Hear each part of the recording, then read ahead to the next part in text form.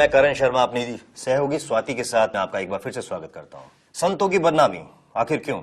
संतों की बदनामी यानी देश और धर्म में बंटवारा यानी राजनीति को सहारा। आखिर क्यों लग रहे हैं संत आशाराम बापू पे लगातार इल्जाम? एक सिलसिला ऐसा जो लगातार जारी है। आपको बता दें ये बात है सन 2004 में दिवाली के अवसर पर श्रद्धेय शंकराचार्य स्वामी श्री जयेंद्र सरस्वती को गिरफ्तार किया गया। उन पर कई झूठे और बेबुनियाद आरोप लगाए गए। आपको बता दें कि उसी वक्त आशाराम बापू ने यह भविष्यवाणी की थी कि देश और धर्म ही नहीं बल्कि साधु और संतों के खिलाफ एक समांतर ताकत काम कर रही है, जो निश्चित तौर पर आगे चलकर उनके खिलाफ भी साजिशें रचेगी। और आज आसाराम बापू की इसी भविष्यवाणी को सही साबित करने में जुटे हुए हैं कई लोग। नई कहानियां बनाना और नए आरोप लगाना तो मानो एक फैशन सा बन गया है। इन आरोपों का कोई अंत नजर नहीं आता और आज हम इन्हीं बेबुनियादी आरोपों का पर्दाफाश करेंगे।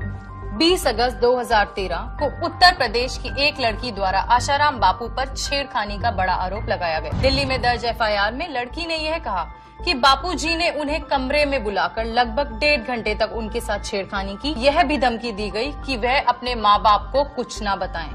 और आपको बता दें कि ये लड़की उत्तर प्रदेश की थी जो पढ़ रही थी मध्य प्रदेश के छिंदवाड़ा इलाके में, और एक घटना जोधपुर की बताई जा रही है। फिर एफआईआर दिल्ली में क्यों? इस अहम मुद्दे पर कभी गौर नहीं किया गया और एफआईआर दर्ज करने के लिए 5 दिन का इंतजार क्यों? और हम दर्शकों को ये भी बता दें कि एफआईआर में कहीं भी बलात्कार जैसे दुष्कर्म का उल्लेख नहीं किया गया था। लेकिन क्या मीडिया ने इसे जिम्मेदारी से प्रस्तुत किया? छानबीन शुरू होने के पूर्व ही कुछ न्यूज चैनल्स ने आरोप तक तय कर दिए और सीधी गिरफ्तारी की मांग कर डाली। बार बार यह दर्शाया जा रहा था कि बापूजी पर बलात्कार का आरोप लगाया है। 26 अगस्त 2013 को जोधपुर के डीसीपी अजय लांबा ने प्रेस कॉन्फ्रेंस में यह साफ बताया कि एफआईआर में कहीं भी ऐसे दुष्कर्म का उल्लेख ही नहीं है। वेरी फर्स्ट डे से हम ये कह रहे हैं कि 376 का ना कोई मेडिकल एविडेंस है, ना कोई पीड़िता ने आरोप लगाया है। रही बात छेड़खानी की, लड़की की मां कमरे के बाहर बैठी थी।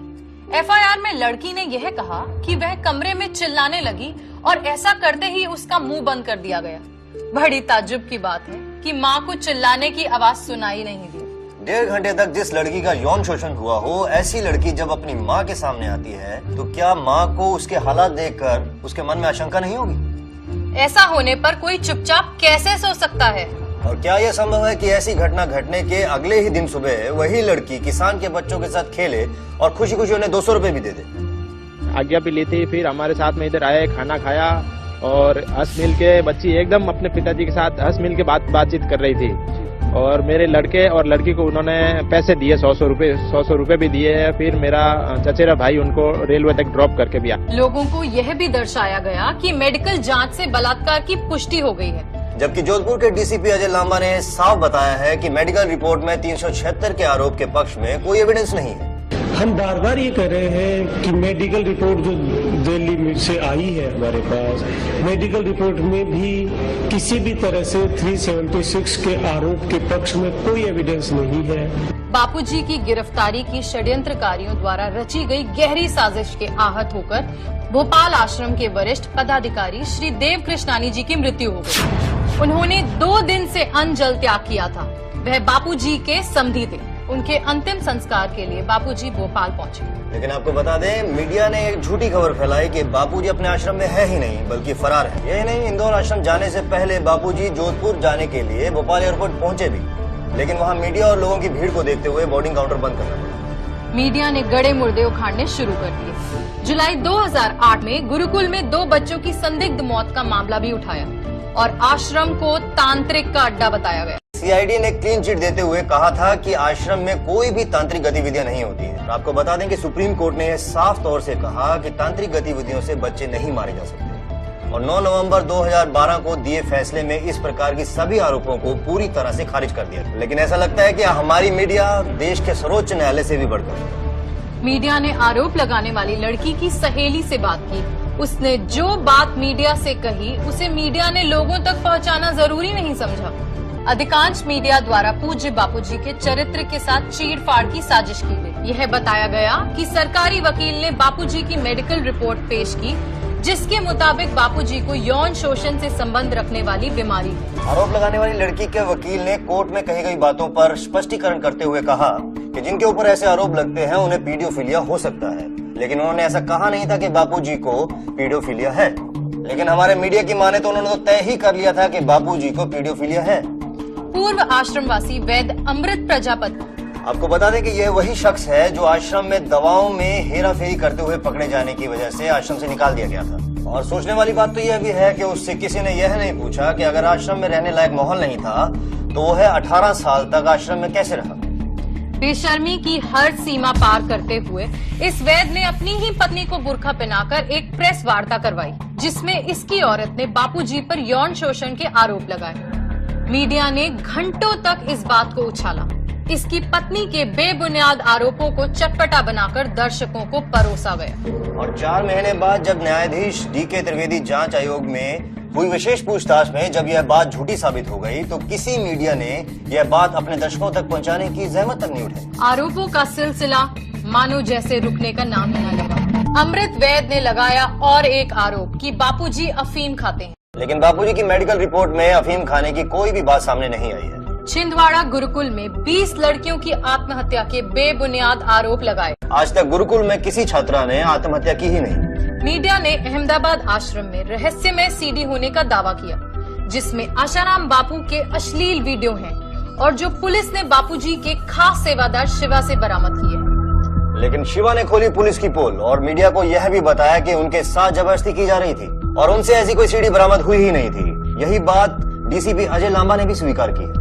आश्रम से भागे हुए राजू चांडक ने दिसंबर 2009 को अपने शरीर पर गोली सेट करवा ली और गोली चलाने के आरोप आश्रमवासी गजानन पर लगाए। जांच में यह आरोप झूठे साबित हुए। आपको बता दें कि ये वही राजू चांडक है जो एक स्टिंग ऑपरेशन में एक लड़की को आशाराम बापू के खिलाफ रेप का आरोप लगाने के लिए 5 लाख रुपए देने को राजी होते हुए नजर आए। तो 5 ट्रस्टी मुझे आसाराम मर गया, नारायण कहीं चला गया, सुरेश कहीं अलग बैठा है, कोई अलग बैठा है, वहाँ कोई आदमी है नहीं जो ट्रस्ट की लिस्ट में था, तो क्या करोगे आप? पूरा हो जाएगा। और एक पूर्व आश्रमवासी महेंद्र चावला ने भी यह आरोप लगाए कि आश्रम में तांत्रिक गतिविधियां होती। उसकी विकृत मानसिकता के चलते उसे आश्रम से निकाल दिया गया। बापूजी के ठीक जमानत के पूर्व साजिशकर्ताओं ने सूरत में 2 बहनों से फिर से बलात्कार का ढोंग रचाकर बापूजी के साथ उनके पूरे परिवार को लपेट में ले लिया। बापूजी की बेटी भारती देवी ने कहा कि कोई पत्नी अपनी पति के लिए और कोई बहन अपने भाई के लिए ऐसे दुष्कर्म भला कैसे कर सकती है, और ये आरोप ही लज्जास्पद है, संभव ही नहीं। सब झूठे ही आरोप है उसके, मेरे को उसके आचरण पे और संयम पे। संयम ही है, उसके संग से बहुत ही लड़कियां संयमी हो जाती है और मेरे को पूरा विश्वास है वो ऐसा कुछ नहीं है उसमें। मीडिया ने यह संगीन आरोप भी लगाया कि बापूजी की राजदार शिल्पी फरार है। ब्रिजमोहन गुप्ता उर्फ भोलानंद ने यह आरोप लगाया कि जम्मू आश्रम में बच्चों को दफन किया जाता है और आश्रम में तंत्र मंत्र की विद्या होती है। इस पूरे मामले का खुलासा किया सेवादार विक्की ने, जिन्होंने भोलानंद के साथ हुई बातचीत की एक फोन कॉल रिकॉर्ड कर ली थी और वही रिकॉर्डिंग पुलिस के सामने पेश की। पुलिस द्वारा किए गए छानबीन से पता चला कि यह आरोप गलत है और बापूजी के आश्रम को ऐसे दर्शाया गया जैसे आश्रम नहीं अय्याशी का अड्डा हो। लोगों में आक्रोश पैदा करने की कोशिश की गई। कई सालों तक जमीन पर कब्जे करने और आश्रम को सील करने की बात की गई और कुछ आश्रम की बाउंड्रीज हटाई गई और लोगों को यह बताया गया कि आश्रम पूरी तरह से तोड़ दिए गए। मीडिया ने दावा किया कि अहमदाबाद आश्रम में पुलिस ने छापा मारा, जबकि DCP अजय लांबा ने प्रेस कॉन्फ्रेंस में यह साफ बताया है कि कोई छापा नहीं मारा गया। मीडिया में उछाला गया कि आरोप लगाने वाली लड़की के पिता ने यह बताया है कि आश्रम की ओर से धमकी वाली ऑडियो उनके पास है।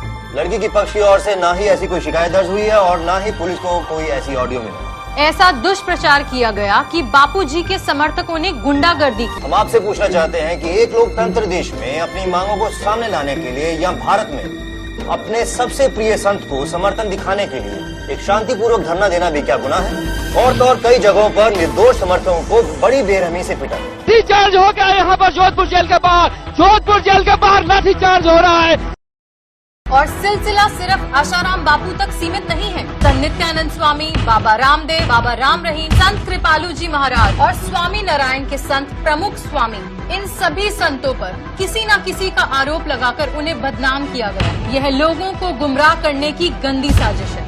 और तो और मेरठ के एक परिवार ने आश्रम पर यह भी इल्जाम लगाया है कि उनका पूरा परिवार गायब कर दिया गया। लेकिन फिर बापू और बापू के आश्रम को क्लीन चिट दे दी गई। डिवाइड एंड रूल, बांटो और राज करो। पहले अंग्रेजों ने इस भारत देश पर इस नीति का बड़ी सफलता के साथ उपकरण की और अब देश में हिंदुत्व के दुश्मनी से अपना रहे हैं। हिंदुत्व को नष्ट करने की साजिश स्पष्ट रूप से दिखाई पड़ रही है। हम आपसे विनती करते हैं कि ऐसी साजिश और हमारे देश और संस्कृति के खिलाफ रचाए गए इन षड्यंत्रों का आप शिकार ना बने और सिर्फ सच को देखें और सच का साथ दें।